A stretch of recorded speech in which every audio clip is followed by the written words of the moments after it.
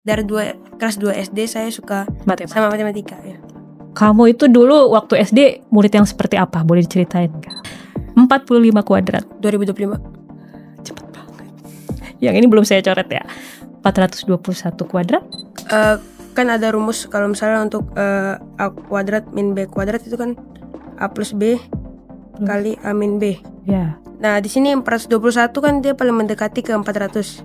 Ya. Dari sini 421 ke 400 itu kan dikurang 21. Sebelum menerima pelatihan ini, Ibu guru yang seperti apa dan ada perubahan seperti apa?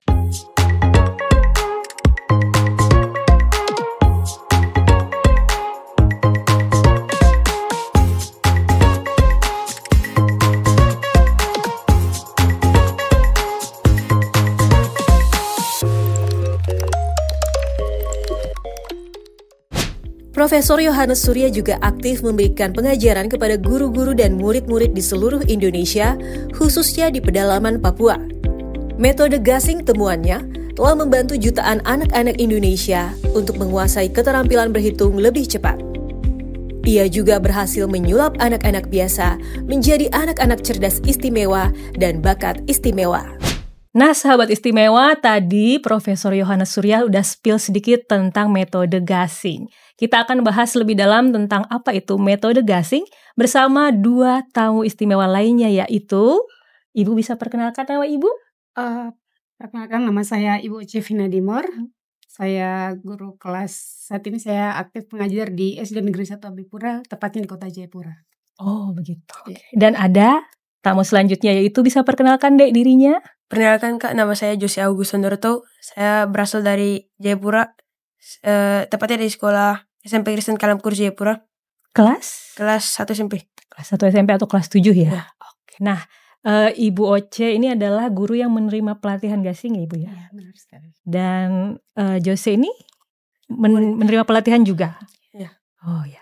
Oke, sebelum ngobrol sama Ibu dan Jose, saya tanya dulu nih ke Profesor. Profesor, sebenarnya dari tadi Profesor udah ngomong gasing-gasing.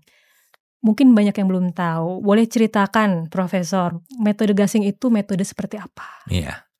Jadi metode gasing itu metode pembelajaran yang gampang, asik, menyenangkan. Oh, jadi itu singkatan ya? Singkatan. Jadi metode ini begitu gampang dipelajari dan begitu asik belajarnya gitu ya, dan juga menyenangkan dalam suasana yang menyenangkan. Nah, orang yang belajar itu akan mengalami banyak perubahan. Tidak hanya belajar dari kemampuan matematikanya berubah, tapi juga dia akan berubah dalam 8C. Apa itu? Dia akan berubah karakternya, dia akan berubah cara berkolaborasinya, kemudian dia juga cara komunikasinya akan berubah, dan critical thinking-nya berubah, computational logic-nya juga berubah, dan dia akan mencintai budaya setempat gitu. Dan yang utama dia mengajar dengan compassion, dengan hati. Nah, itu yang utama. Jadi dengan menguasai keterampilan 8C ini, guru menjadi guru yang lengkap. Apalagi dengan metode yang belajar yang begitu gampang, membuat matematik itu menjadi pelajaran yang sangat disukai oleh anak-anak sekarang. Jadi jangan takut sama matematik ya. Iya. Biasanya orang takut. Betul. Nilainya jelek biasanya. Nah, sekarang ini dengan ada gasing, nggak ada lagi yang takut. Di daerah-daerah pun sekarang, wah, mereka sangat menyukai gasing. Ini metode yang Profesor temukan atau bagaimana? Ya, saya mengembangkan ini sudah 20 tahun sebenarnya. Tapi baru 3 tahun terakhir ini aja yang aktif gitu. Oh begitu, jadi sudah 20 tahun mengembangkan metode ini. Wow. Dan metode gasing ini efektif diterapkan di anak-anak sejak usia berapa? Sebenarnya usia ketika mereka sudah mulai bisa menulis. Sebenarnya jadi 3 tahun, 4 tahun juga sudah bisa. Bahkan anak-anak PAUD ya, itu harusnya bisa belajar metode ini. Karena sangat menyenangkan. Dan anak itu kalau kita latih metode gasing dari PAUD ya, anak-anak kan jadi anak-anak yang bagus sekali gitu. Pola pikirnya bagus gitu. Untuk anak dengan disabilitas, apakah bisa belajar gasing? Bisa, sangat bisa. Jadi dia berkebutuhan khusus gitu ya, ABK, itu bisa. Jadi kita sudah terapkan tadi, sudah saya ceritakan di Bojonegoro maupun di berbagai daerah, mereka itu sangat menikmati akan pembelajaran gasing ini. Iya. jadi bisa ya. Ya. Nah, saya mau bertanya nih ke Ibu Oce. Ibu Oce berarti sudah menerima pelatihan gasing ini ya. Sejak kapan nih, Bu? Sejak 2023 tahun lalu. 2023 berarti 2 tahun lalu lah. Oh iya, berarti sudah mau 3 tahun ya? Iya. Kenapa waktu itu Ibu mau untuk menerima pelatihan tersebut? Itu loh dia perubahan yang kami dapatkan setelah mendapatkan gasing. Awal saya berpikir, wah gasing apaan sih gasing itu? Gasing itu hanya mungkin semacam permainan mungkin. Iya ya. Tapi seminggu pertama ketika saya mulai ngikut itu udah mulai berpikir saya segera ingin saya imbaskan materi ini. Karena di situ saya lihat itulah gampang, asik, menyenangkan ada di situ. Ibu sendiri di SDN 1 AB Pura mengajar apa ini? Guru kelas. Ibu guru kelas berarti mengajar semua Semua. pelajaran.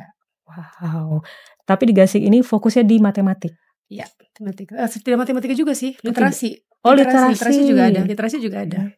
Oke, dan boleh Ibu ceritakan sebelum menerima pelatihan ini Ibu guru yang seperti apa dan ada perubahan seperti apa yang Ibu alami? Saya ada guru yang sangat introvert. Terus saya kalau matematika ya udah kasih soal, udah kerja, jangan ada yang bertanya. Udah gitu. Kalau yang bertanya, udah nanti PR aja, nggak usah gitu. Tapi setelah ketemu gasing, wah luar biasa. Bukan cuma siswa yang berubah, saya pun berubah. Oh begitu. Iya. Berubahnya kayak gimana Ibu? Berubahnya tuh lebih ke apa ya? Kompetensi diri iya pasti berubah. Terus lebih kayak tadi kami itu jadi guru yang menyenangkan, guru yang tadinya tidak disukai siswa. Apalagi kalau ngajar matematika ya, wah guru itu lagi kan. Tapi sekarang ketika gasing, kami justru dikejar siswa. Jadi, Bu, kapan kita belajar gasing? Janganlah, hari ini kan tidak ada matematika, pokoknya harusnya ada gasing gitu. Oh, jadi begitu. berubah. Kami sebagai guru juga jadi kayak lebih lebih suka mengeksplor kami punya kemampuan. Terus lebih banyak belajar juga dari siswa sih. Oke. Ibu menemukan kesulitan gak sih saat mengajarkan metode gasing ini ke siswa-siswanya Ibu? Kalau saya sih rasa tidak ada kesulitan ya. Nggak ada. Mungkin kalau awal iya, tapi setelah saya mengikuti banyak pelatihan itu ke daerah pedalaman, ke daerah perkotaan, di situ bisa ada perbandingan. Saya melihat disitulah saya melihat bagaimana gasing itu kontekstual dan fleksibel. Oh gitu. Iya, kontekstual. itu sangat kontekstual dan fleksibel. Jadi saya nggak hanya mengimbas di sekolah di luar daerah, tapi di kota Jayapura pun saya terapkan di kelas saya dan itu berhasil. Oh gitu. Ya. Ibu dulu mohon maaf dipaksa nggak sih mengikuti metode itu atau Ibu yang pengen? Saya awalnya memang waktu pertama belajar seperti tadi yang saya jelaskan ya, saya pikir gasing itu hanya permainan, barangkali gimana caranya belajar matematika pakai permainan itu. Tapi ketika dijelaskan oleh trainer hebat, awal saya ketemu dengan mereka, di situ saya melihat, wah nggak ada keterpaksaan dalam diri saya. Justru saya ingin gimana caranya saya mengimbaskan itu segera di kelas saya. Oh jadi karena trainer tersebut, Ibu jadi semakin tertarik sama metode ini gitu ya? Iya, trainer juga materinya, jadi semua itu satu paket itu udah komplit. Oh iya. Itu membuat kami yang tadinya mengapa matematika itu kayaknya kami gimana caranya kami mengajarkan, tapi ketika kami ketemu dengan gasing, pola pikir mindset kami berubah. Karakter pun berubah. Iya. Mengajarkan ke murid pun gimana nih? Lebih mudah atau lebih menantang? Menantang iya. Dari segi kontekstualitas. Contoh waktu itu saya ngajar tentang bilangan bulat ya. Tapi gasing itu kembali lagi harus fokusnya ke konsep dan lebih fokus ke proses. Bukan hasil, sebenarnya proses. Jadi proses itu kami mau lihat ya konsep itu yang kami mau siswa tahu. Di situ waktu itu saya jelaskan tentang gunung lembah. Terus gimana caranya supaya anak gak bosan? Saya ajak mereka keluar. Di situ saya melihat mereka mengubah dari tadi misalnya saya pakai konsep gunung lembah, siswa menggantikan itu dengan bunga dan daun. Oh, apa itu metode gunung lembah? Jadi kontekstualitas. Nanti kalau dijelasin panjang lagi ya, harus ikutan metodenya nih ya, harus pelatihannya ya.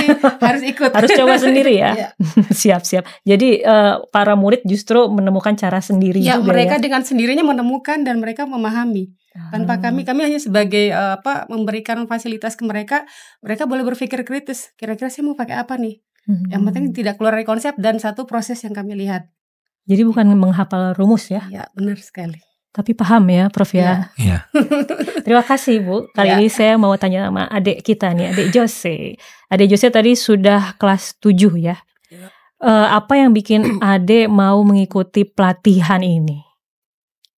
Dari semenjak saya kelas 2 SD itu memang saya suka sama matematika. Jadi waktu dengar pertama kali metode gasing itu karena tentang matematika juga, jadi saya mau ikut-ikut saja. Oh begitu, jadi dari 2 SD sudah dengar soal gasing? Tidak sih, kelas 5 SD, tapi memang dari kelas 2 SD saya suka sama matematika. Ya. Kamu itu dulu waktu SD murid yang seperti apa? Boleh diceritain gak? Kalau dari kelas 1 itu saya suka tidur di kelas. Kenapa? Ngantuk? Sering ngantuk. Oh gitu, atau bosan? Iya, sering kali bosan juga. Oh gitu ya. Lalu setelah ikut gasing nih, kamu menemukan perubahan gak? Ya. Perubahannya kayak gimana? Kalau di gasing sih kita dibuat jadi lebih aktif dalam kelas. Jadi saya juga tidak gampang bosan. Jadi semenjak saya dapat metode gasing dalam kelas, jadi saya tidak suka tidur lagi. Tidak suka tidur lagi ya. Kamu dapat pelatihan ini sejak kapan nih? Kelas 5 SD, Kak. Sejak kelas 5 SD, berarti sudah berapa tahun? 3 tahun ya? Atau lebih? Lebih ya. 5, 6, 7. Ya hampir 2-3 tahun lah ya. Iya. Terus kamu kalau menerima pelatihan itu seperti apa sih caranya? Apakah masih sempat bermain, masih sempat main HP? Kayak gimana dulu pelatihannya? Kita waktu itu pelatihannya difokuskan untuk belajar gasing, belajar matematika, tidak diperbolehkan untuk pegang-pegang HP gitu, Kak. Jadi melatih fokus kita juga untuk suatu topik gitu. Kamu ngerasa tersiksa gak sih? Gak boleh main gitu? Harus waktu belajar? Itu sih tidak. Soalnya kan gasing diperpadukan juga dan permainan. Terus nyanyi-nyanyi, jadi lumayan seru. Ya karena menyenangkan itu. Jadi gak bosan ya. Jadi tapi kamu dulu anaknya suka main game gak sih? Suka. Suka juga main HP gitu, suka. Nah ketika dilepaskan ada gasing gak apa-apa tuh kamunya? Oh gitu, oke. Dan kamu punya target gak sih, pengen juara atau seperti apa nih harapanmu? Iya sih, mungkin juara. Juara apa nih? Pokoknya juara aja biar gapai cita-cita. Oh, olimpiade pengen? Internasional? Boleh. Boleh. Pasti dong ya, pengennya jadi juara dunia ya kalau bisa. Oke, mungkin kita daripada konsep-konsep terus kita jelasin kali ya, Prof ya. Gasing itu kayak gimana? Kita tes. Boleh dikasih tes ini? Boleh. Perkalian bisa? Ya, kuadrat. Oke, sekarang kita mau coba uji. Jose, jangan deg-degan ya Jose ya. Dengan pertanyaan. Kuadrat bisa? 72 kuadrat. 5184. Bener. Tadi saya udah coret-coret. 45 kuadrat. 2025. Cepet banget. Yang ini belum saya coret ya. 421 kuadrat. Oke, siap, Pak.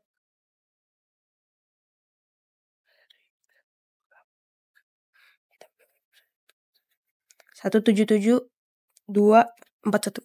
177 241. Apakah benar, Prof? 177 241. Wah, keren banget. Iya, betul. Jadi kalau kuadrat yang di bawah 100 bisa di luar kepala gitu ya. Kalau untuk yang di atas itu berarti ada caranya sendiri ya. Boleh dijelasin nggak, Prof, itu di kertas mungkin?